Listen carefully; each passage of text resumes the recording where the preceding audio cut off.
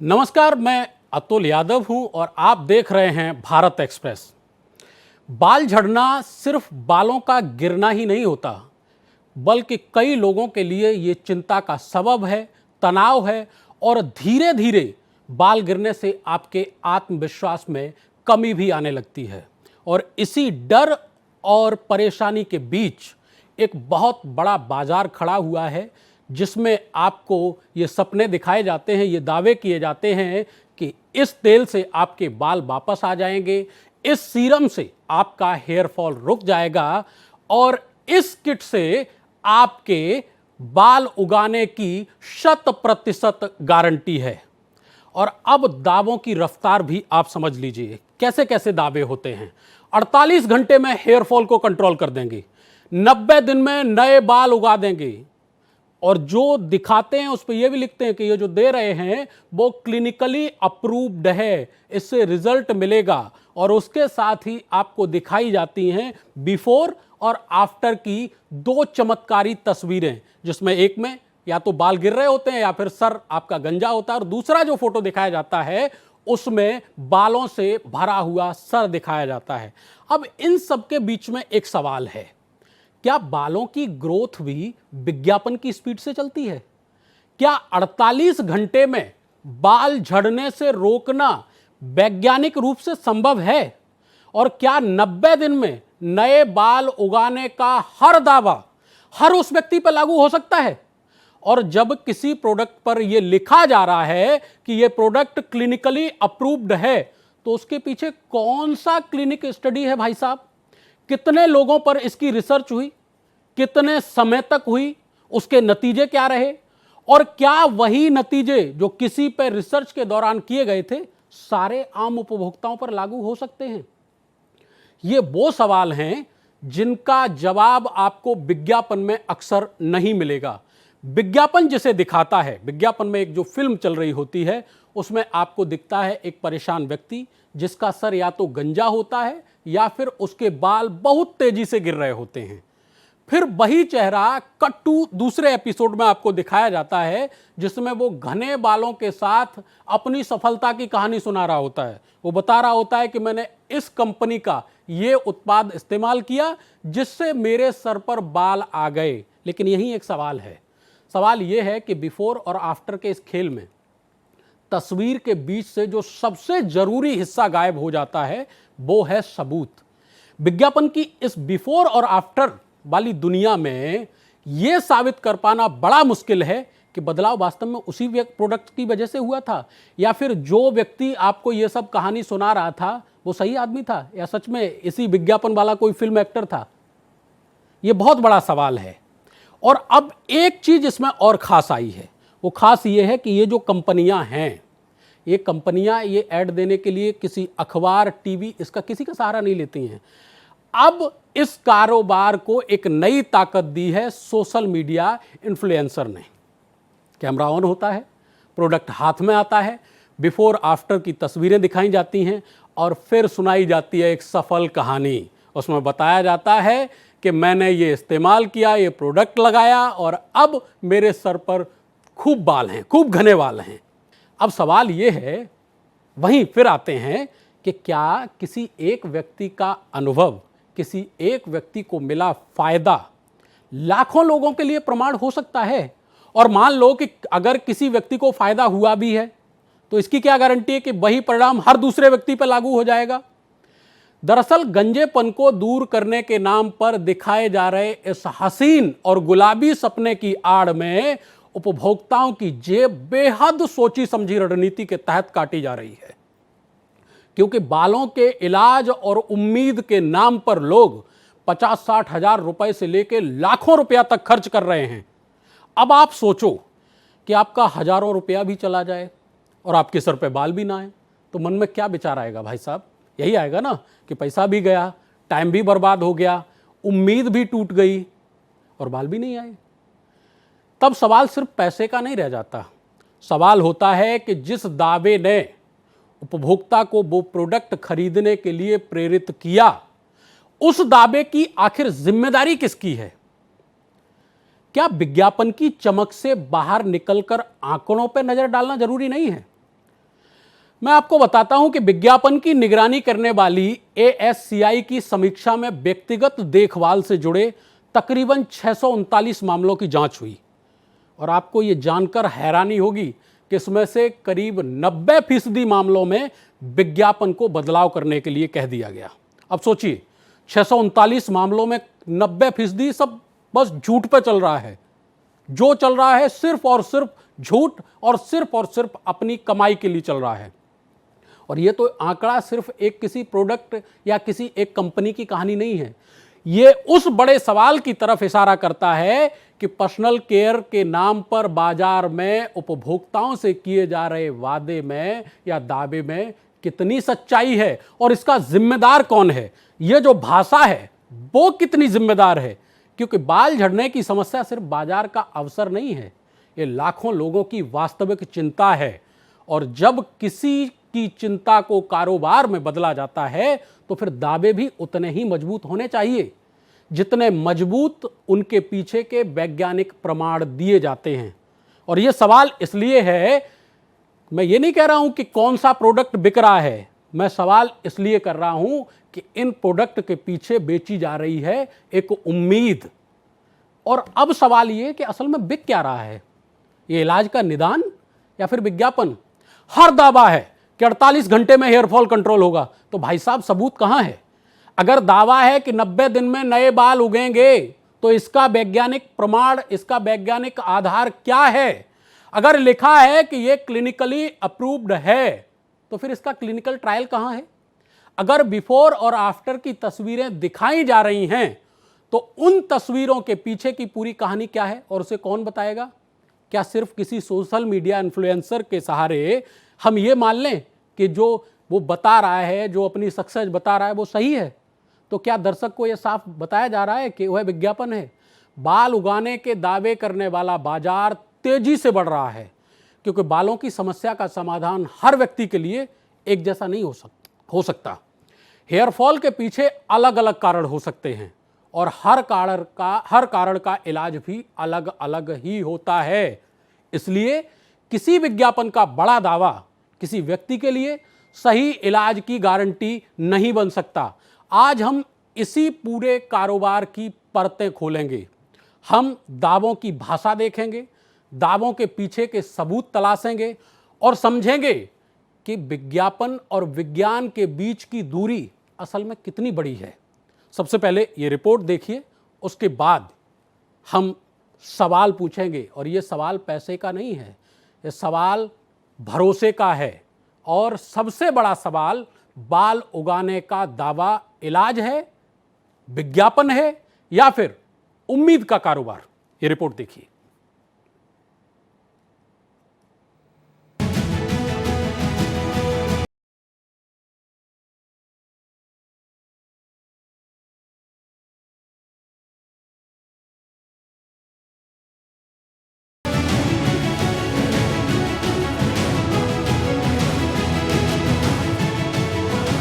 बालों का गिरना किसी के लिए रोज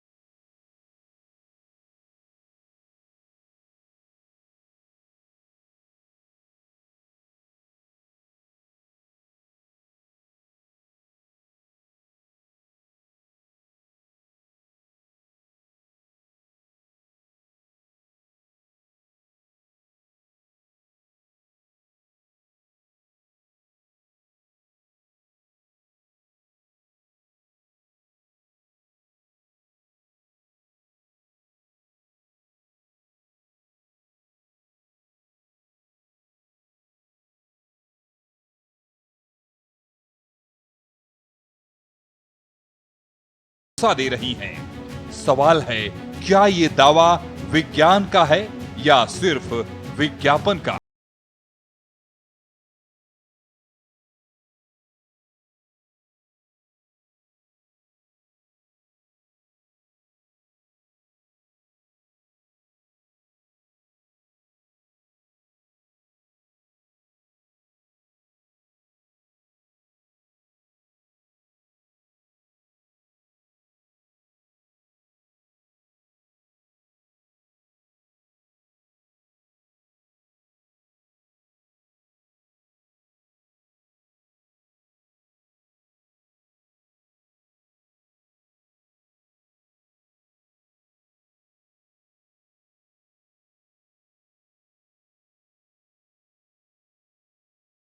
विज्ञापनों पर नजर रखने वाली संस्था advertising standards council of India यानी ASCI ने व्यक्तिगत देखभाल से जुड़े 639 मामलों की समीक्षा की। आंकड़ा चौंकाने वाला है। करीब 90% मामलों में विज्ञापनों में बदलाव की जरूरत पड़ी। यानी सवाल सिर्फ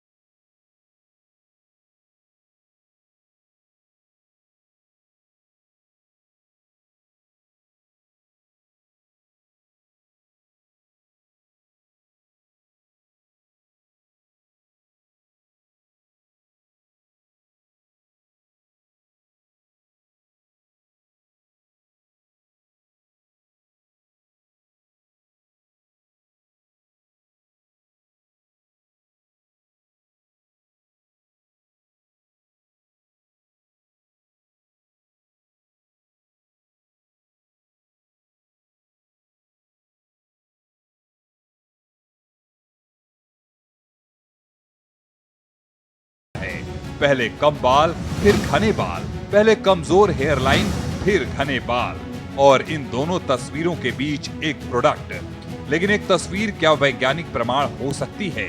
क्या सिर्फ तस्वीर देखकर ये साबित हो जाता है कि बदलाव उसी प्रोडक्ट की वजह से हुआ, या इलाज के साथ दूसरे कारण भी जिम्मेदार हो सकते हैं?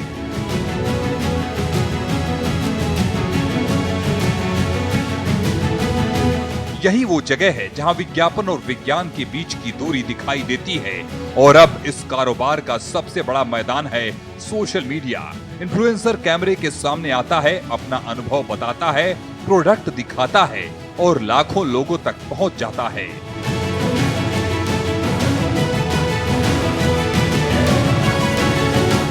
ASCI की समीक्षा में सामने आए मामलों में करीब 45% प्रमुख आपत्तियां इन्फ्लुएंसर विज्ञापनों से जुड़ी थी। सवाल है, किसी इन्फ्लुएंसर का पर्सनल एक्सपीरियंस क्या मेडिकल एविडेंस हो सकता है? अगर किसी एक व्यक्ति को फायदा हुआ तो क्या वही परिणाम हर व्यक्ति को मिलेगा? लेकिन इन दावों की असली कीमत तब सामने आती है जब ग्राहक अपनी जेब खोलता है। हजारों रुपए और कई बार दसियों हजार रुपए। अहमदाबाद के एक मामले में एक उपभोक्ता ने बालों के उपचार पर करीब 53,000 रुपए खर्च किए। अपेक्षित परिणाम नहीं मिला और मामला शिकायत तक पहुंचा। मामले में रकम लौटाने के साथ 40,000 रुपए मुआवजे का उल्लेख सामने आया। एक दूसरे मामले में करीब 55,000 रुपए लेकर हेयर ट्रांसप्लांट के बजाय विग देने की शिकायत सामने आई। यानी विज्ञापन में दिखाई गई उम्मीद जब जमीन पर उतरती है तो मामला सिर्फ बालों का नहीं रहता, जेब का भी हो जाता है। मेडिकल साइंस की बात करें तो बाल झड़ने के पीछे कई कारण हो सकते हैं। आनुवांशिकता, उम्र, हार्मोनल बदलाव, पोषण, तनाव और कई दूसरी वजहें। इसलिए हर व्यक्ति के लिए एक ही तेल, एक ही सीरम, एक ही गोली या एक ही ट्रीटमेंट एक जैसा परिणाम देगा, ये मान लेना सही नहीं हो सकता। लेकिन विज्ञापन अक्सर इसी जटिल समस्या को एक आसान समाधान में बदल देते हैं। Guaranteed result, clinically proven hair fall control, new hair growth, 90 days, ये सिर्फ शब्द नहीं हैं। इन शब्दों के पीछे उपभोक्ता का भरोसा है और उस भरोसे के पीछे उसकी जेब। इसलिए सवाल सिर्फ ये नहीं है कि कंपनी क्या बेच रही है, सवाल ये है कि जो दावा किया जा रहा है उसे साबित कौन करेगा। कंपनियां कह सकती हैं कि उनके प्रोडक्ट टेस्टेड हैं, उनके पास रिसर्च है और उनके पास डेटा है। लेकिन अगर दावा इतना बड़ा है तो प्रमाण भी उतना ही मजबूत होना चाहिए। क्योंकि बाल उगेंगे कहना आसान है, लेकिन साबित कीजिए कि कैसे उगेंगे, ये असली सवाल है। एक तरफ 17,000 करोड़ रुपए का बाजार है, दूसरी तरफ 639 मामलों की जांच और करीब 90% विज्ञापनों में बदलाव की जरूरत का आंकड़ा है। सोशल मीडिया पर इन्फ्लुएंसर क्लेम्स हैं और दूसरी तरफ हजारों रुपए खर्च करने वाले उपभोक्ता हैं। बाल झड़ने की चिंता किसी के लिए निजी दर्द है, किसी के लिए आत्मविश्वास का सवाल। लेकिन अगर इसी चिंता को पकड़कर तेज नतीजे का सपना बेचा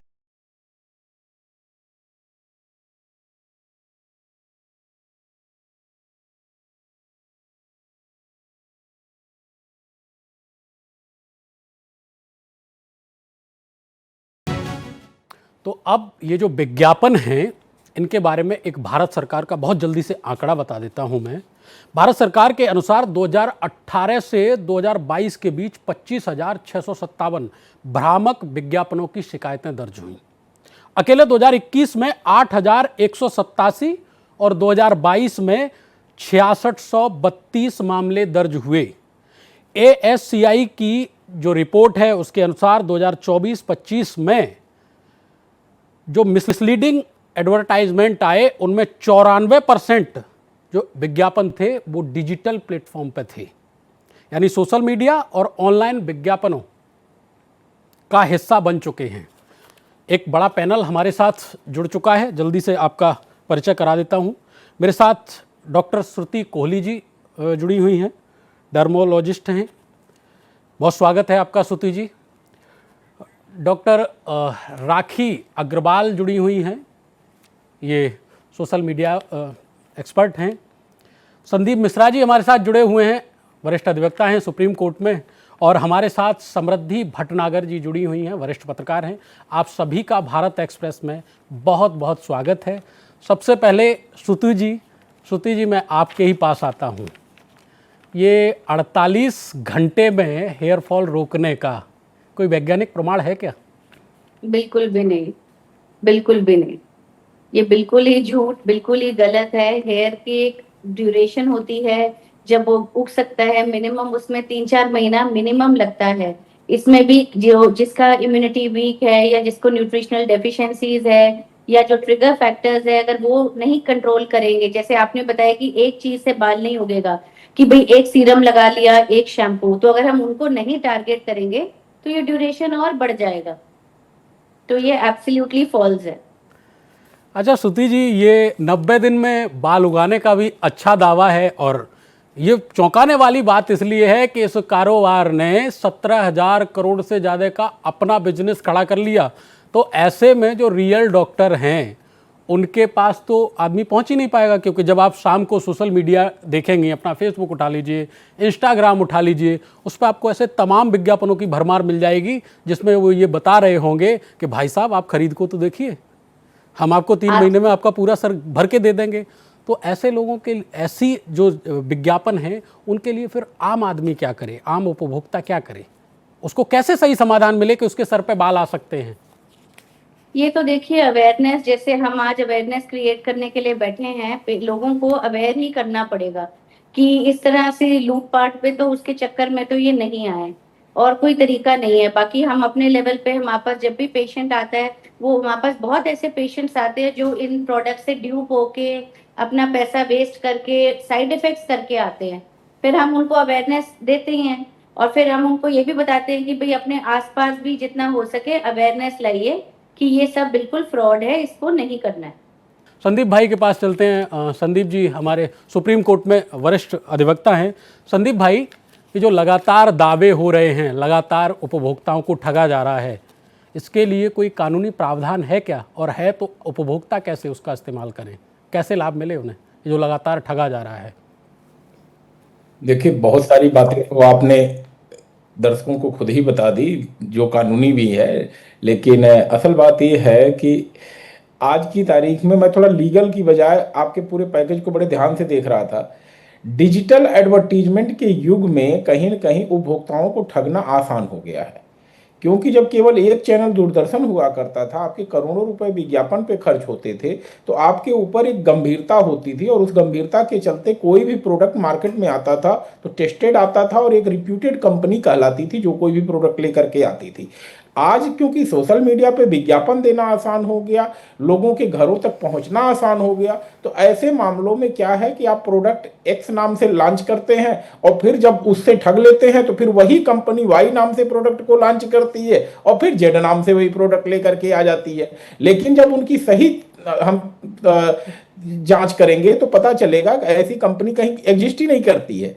तो ऐसे मामलों में जो कानून बने हुए हैं, कानूनी प्रावधान बहुत पुराने हैं। और मैं आपको बता दूं, ड्रग्स एंड कॉस्मेटिक्स एक्ट 1940 का है, जिसमें कहता है कि आप गवर्नमेंट रिपोर्ट कोई हो तो उसको अपने विज्ञापन का आधार नहीं बना सकते, और अगर बनाते हैं तो आपके ऊपर 5,000 रुपए तक का जुर्माना लगाया जा सकता है।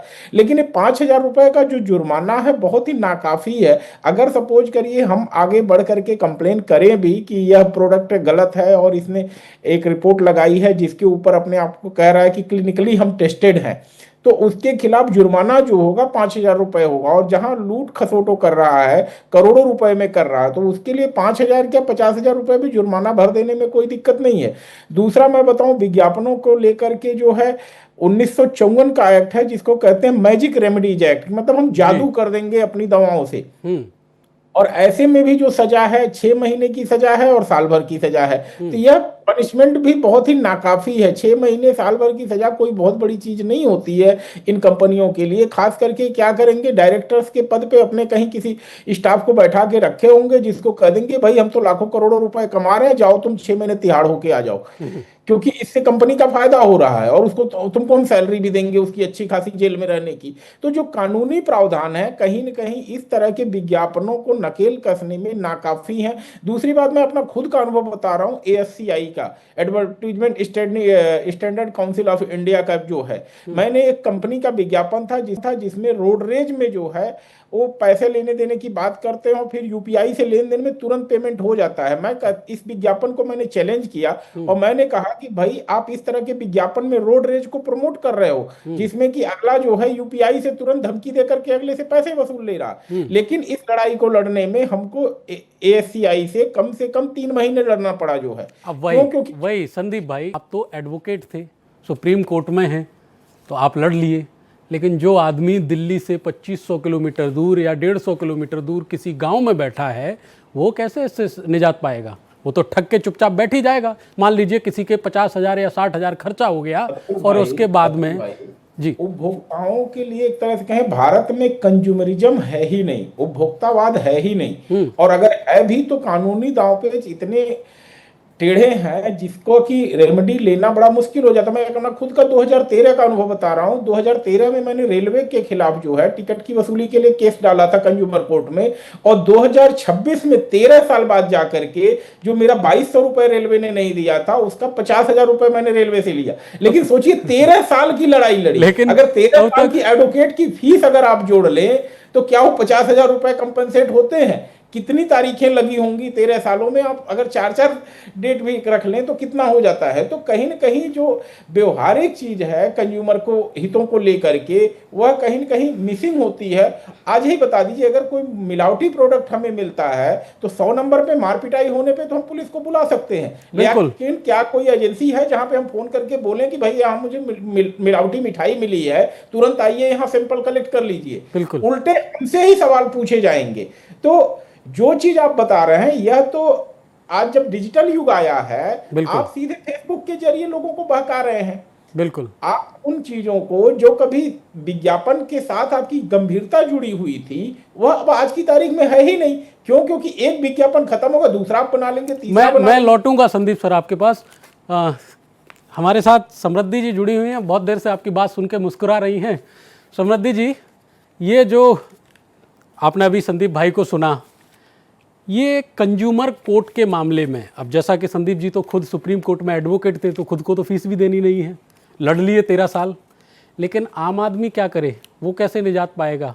बतौर पत्रकार आप दुनिया भर के, जब सोशल मीडिया पे आप फेसबुक खंगालिए तो आपकी ही लिप सिंगिंग लगा के, वो अगर आप थोड़ी सी प्रसिद्ध हैं तो आपकी लिप लगा के वो दिखा देंगे कि आप ही उसका प्रमोशन कर रही हैं। कैसे देखती हैं इसे? बिल्कुल, ये ना एक्चुअली कॉस्मेटिक माफियाज है। ये जो कॉस्मेटिक इंडस्ट्री है, ये 2.3 करोड़ की इंडस्ट्री है।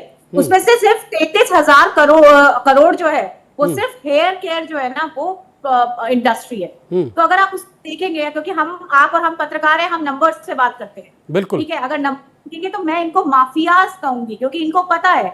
और अब जैसे ट्रेंड चल रहा है, सोशल मीडिया का ट्रेंड चल रहा है, आप आए दिन देखिए, एक वो आपको याद होगा, आपने भी शायद इस्तेमाल किया होगा, आदिवासी तेल। नहीं, मैं तो खैर नहीं करता, हालांकि मैं गंजा हो चुका हूं, लेकिन मैं करता नहीं हूं। अच्छी बात है, नहीं करते, नेचुरल इज गुड है। आप जितने भी विटामिन सी, डॉक्टर मैम बैठी हुई है, ये शायद बेटर बता पाएंगी। लेकिन ये इन्होंने जितने भी बड़े बड़े इन्फ्लुएंसर्स थे उनको फ्लाइट में बिठा बिठा के अपने वहां पे कैसे तेल बनता है, कैसे करते हैं, ये इस तरीके से इन्होंने पूरा नेटवर्क सेट कर रखा है। तो ये जो हमारे इन्फ्लुएंसर्स हैं, इनकी भी एक moral responsibility towards our nation होनी चाहिए कि कोई भी ऐसी प्रोडक्ट ना बेचे जिससे कि, या प्रमोट ना करे जिससे कि आम आदमी का नुकसान हो, चाहे वो मॉनेटरी हो, इमोशनल हो, या किसी भी और तरीके का हो। ये जो दावे करे जा रहे हैं एडवर्टीजमेंट के थ्रू कि इतने दिन में ये आ जाएगा और हम हेयर इतने बड़े, बाल इतने बड़े ग्रो हो जाएंगे और ये गंजापन दूर हो जाएगा, तो ये जो इंडस्ट्री है ना, ये सारे माफियाओं ने कैप्चर कर रखी है। और कहीं ना कहीं हमारी देश की जनता जो है वो काफी भोली है, वो नहीं समझ पाती कि ये विज्ञापन है। हमें ये शायद हमारी, आप सबकी मॉरल रिस्पॉन्सिबिलिटी है कि ये बताना कि ये विज्ञापन है, इसमें एक मॉडल होते हैं, इसमें ये प्रमोशन होता है, इसमें एक्शन होता है, इसमें लाइट होता है, इसमें कैमरा होता है, इसमें स्क्रिप्ट होती है। तो प्लीज ऐसे चक्कर में बिल्कुल ना पड़े जिस तरीके के दावे कर रहे हैं। हाँ, अगर कोई सरकारी अस्पताल है, वहां पे उसका प्रमोशन हो रहा है या उसके प्रोडक्ट्स का प्रमोशन हो रहा है, समृद्धि जी मैं लौटूंगा आपके पास में। राखी जी भी हमारे साथ जुड़ चुके हैं। राखी जी, ये सोशल मीडिया पे जो लोगों को बहका के लगातार जो अपनी जेबें भरी जा रही हैं, लोगों के स्वास्थ्य से भी खिलवाड़ किया जा रहा है, बतौर एक्टिविस्ट लोगों को जागरूक कैसे होना चाहिए? कैसे उपभोक्ता ये समझे कि जो चल रहा है ये सब फ्रॉड है? सबसे पहले तो जो भी ऐसा क्लेम करता है कि 48 घंटे में बाल उगा देंगे या बाल का झड़ना बंद हो जाएगा या 90 दिन में, ये बहुत बड़े रेड फ्लैग्स हैं। अब हम सोशल मीडिया पे इतने समय से हैं कि हमें ये बात समझ जानी चाहिए कि जो इस तरह के क्लेम दे रहे हैं जिसमें कोई वैज्ञानिक आधार नहीं है, ना ही कोई ऐसे आंकड़े हैं, तो वो बिल्कुल बिल्कुल गलत है। उसको ना मानिए या फिर उसकी जांच कीजिए सबसे पहले। दूसरी चीज, आप देखिए कि भारतीय संस्कृति में बालों को एक ब्यूटी का आधार माना जाता है। आप मानेंगे नहीं कि मैं खुद डॉक्टर हूं और मैं खुद जानती हूं कि मेरे हेयर फॉल के क्या कारण है, क्योंकि हेयर फॉल के डिफरेंट कारण हो सकते हैं, या तो सप्लीमेंट्स हो सकते हैं या ग्रोथ का कारण होता है, लेकिन हेयर की एक साइकिल होती है जिसके बतौर हेयर की ग्रोथ होती है। तो इस तरह से कह देना कि 90 दिन में डेफिनेटली उग जाएंगे, ये बिल्कुल गलत है। तो मैंने कुछ देखा है कि दुबई जैसी जगहों में अब सोशल मीडिया को कंट्रोल करने के लिए ये लॉ पास कर दिया गया है कि अगर कोई डॉक्टर है तो ही वो डॉक्टर या हेल्थ रिलेटेड मैटर्स पे बोल सकता है। तो इस तरह के लॉ की हमारे भारत में भी आने की जरूरत है, जिससे कि कुछ ऐसे मासूम उपभोक्ता हैं, जो मैं खुद कह रही हूँ कि मैं इतने सालों से सबसे ज्यादा ब्यूटी प्रोडक्ट्स पे अगर मैंने इन्वेस्ट किया है तो वो है मेरे बाल। तो अगर मैं एक डॉक्टर होते हुए भी इन सब चंगुल में फंस जाती हूँ, तो ये कहना बहुत मुश्किल है कि आप समझा दीजिए। लोगों की जो डर है उसी के ऊपर और उन्हें झूठी उम्मीद देकर ये सब चीज की जा रही है। तो वो चीज एक ऐसी चीज है जिसका लालच आपसे छूटता नहीं है। तो अगर एक ऐसा लॉ आएगा कि या अगर कोई डॉक्टर है तो वो ही हेल्थ रिलेटेड इश्यूज के बारे में बोल सकता है, या कोई उस चीज का एक्सपर्ट है तभी वो उसी इश्यूज के बारे में बोल सकता है, और उसका वैज्ञानिक आधार जरूरी है।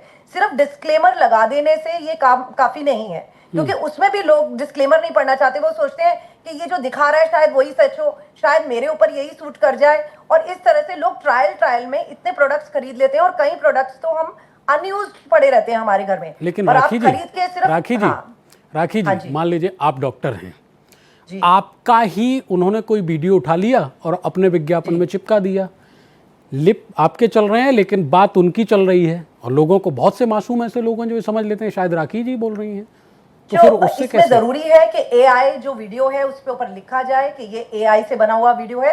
दूसरी चीज, मैं अपनी सेटिंग्स में भी ध्यान दूं, क्योंकि मैं एक इन्फ्लुएंसर भी हूं। तो मेरी सेटिंग्स में मेरी जो रील्स हैं, जो मैं रील्स लगा रही हूं, उसके अंदर लिखा रहता है, एक ऑप्शन होता है कि आपकी रील कोई और यूज कर सकता है या नहीं। तो आप उस ऑप्शन को हटा दीजिए। अगर आप इस तरह के ये सोशल मीडिया जो देखिए बना है, हम उसके बगैर रह नहीं सकते, और विज्ञापन और ये सब चीजें भी हर एक को जरूरी हैं। आज जैसे अभी आपने ब्रेक लिया, आपको भी, सबको एक कमाई का साधन भी जरूरी है, लेकिन वो कमाई किसी के डर या किसी को झूठी उम्मीद देकर नहीं करनी चाहिए।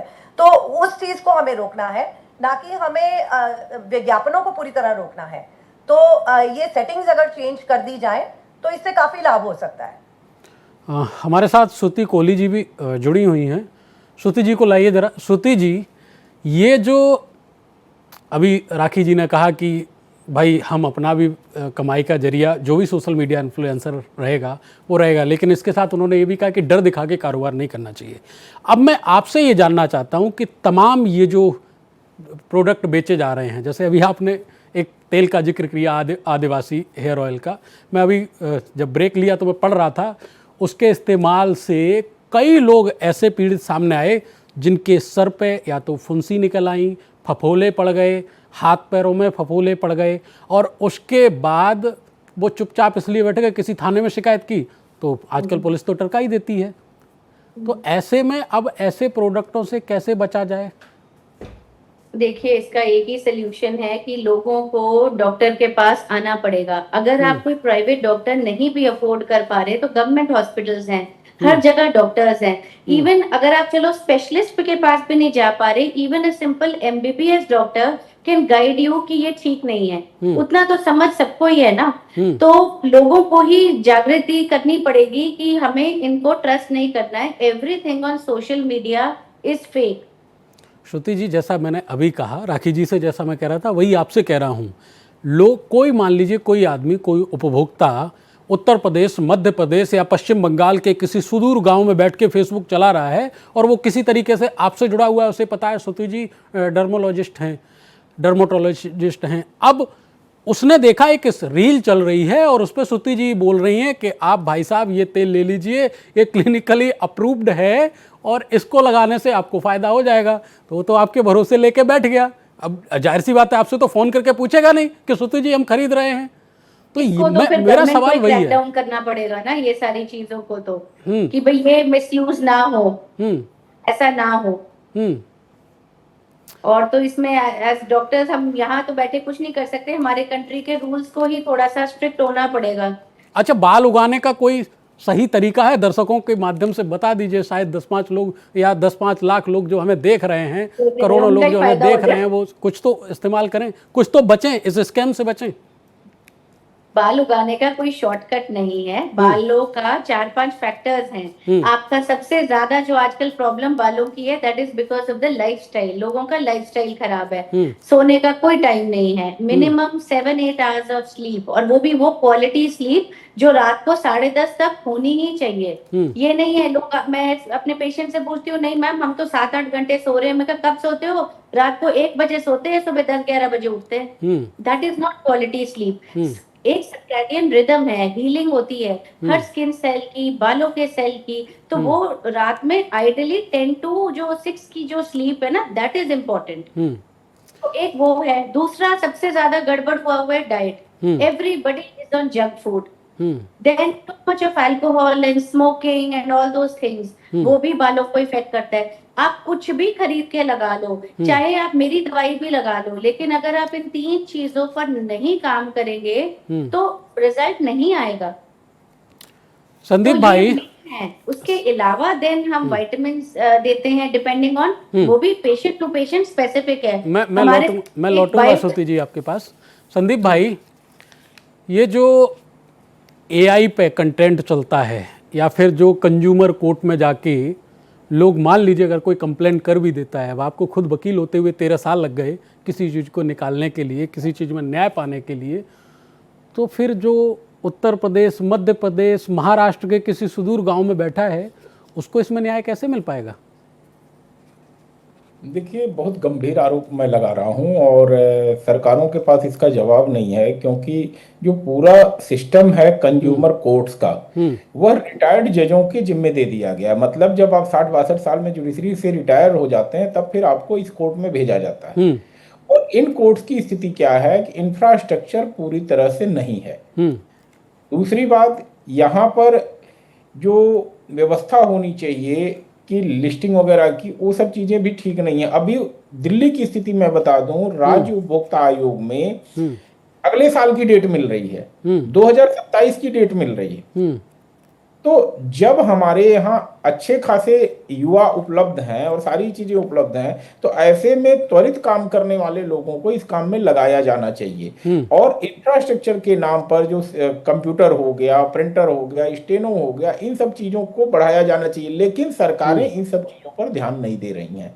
और ना ही कितनी सारी वैकेंसीज हैं जिनको भरने की सरकार की तरफ से कोशिश हो रही है। संदीप भाई, तो मैं 1 मिनट आपको रोक के एक आंकड़ा और बता देता हूं। भारत सरकार ने लोकसभा में 6 दिसंबर 2023 को बताया कि सीसीपीए द्वारा भ्रामक विज्ञापनों के खिलाफ जारी नोटिसों के आधार पर 33 कंपनियों ने भ्रामक विज्ञापन वापस लिए, 9 कंपनियों ने करेक्टिव एडवर्टाइजमेंट चलाने पर सहमति दी और 22 कंपनियों पर जुर्माना लगाया गया।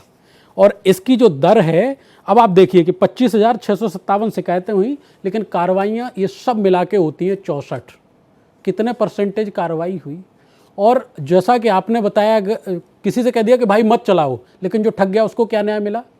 जिसने चला लिया, जिसने कमा लिया, उससे अगर आप ये कह देते हैं कि भाई मत चलाओ, ये तो वही वाली बात हो गई ना कि कोई सड़क पे जा रहा था बिना हेलमेट पहने हुए, तो किसी पुलिस वाले ने रोका और कहा भाई साहब ये गुलाब का फूल लीजिए, आगे से हेलमेट लगा के आइएगा। तो क्या वो हेलमेट लगाएगा?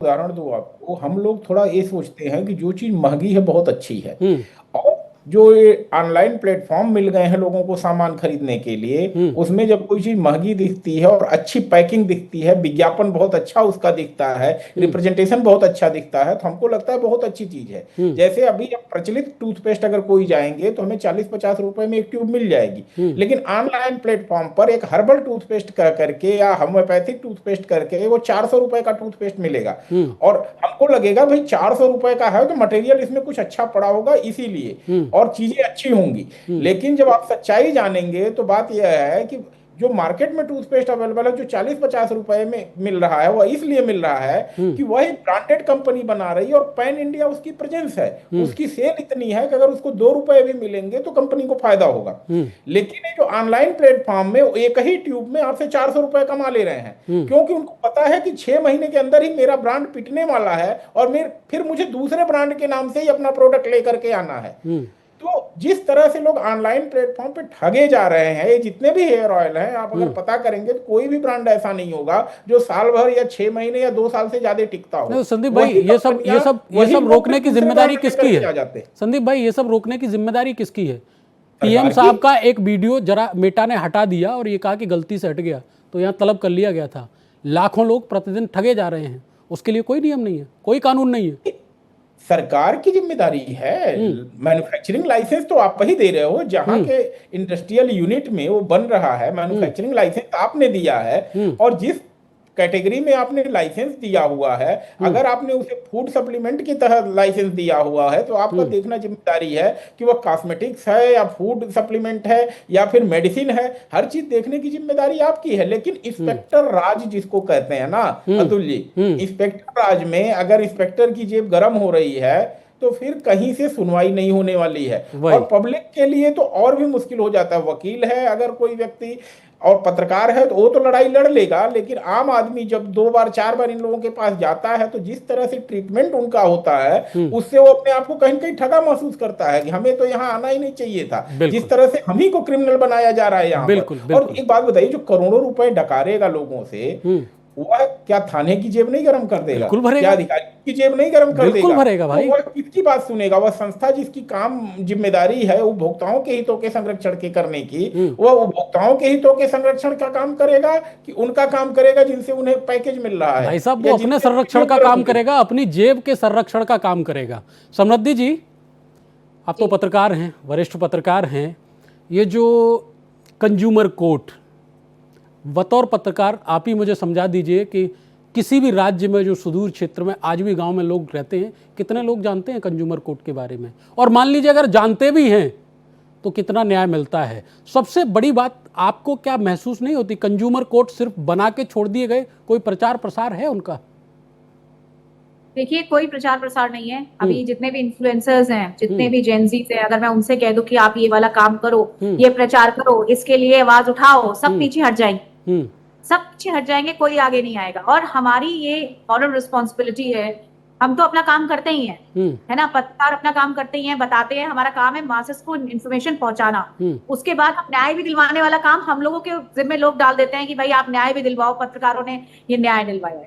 लेकिन ये बहुत जरूरी है किसी भी क्षेत्र में, किसी भी जगह पे, जो छोटी छोटी जगह है जहाँ पे लोग ये देख रहे हैं सोशल मीडिया के थ्रू सामान मंगवाते हैं, फिर अप्लाई करवाते हैं, उनका पैसा भी जाता है, उनका विश्वास का घात भी होता है उनके साथ, और वो जब कहीं कंप्लेन करने जाते हैं तो वो आप देखिए कभी वेबसाइट खोलेंगे तो वेबसाइट पे उनका ना तो कोई पोस्टल एड्रेस मिलेगा आपको, वेबसाइट एक मेल आईडी मिलेगी जिसपे आप मेल करते रहिए, वहां पे कोई मेल आईडी जो मेल आईडी आपको मिलेगी वो मेल आईडी जब आप मेल करेंगे तो पता चलेगा वो चालू ही नहीं है, या फिर कोई देखता ही नहीं है।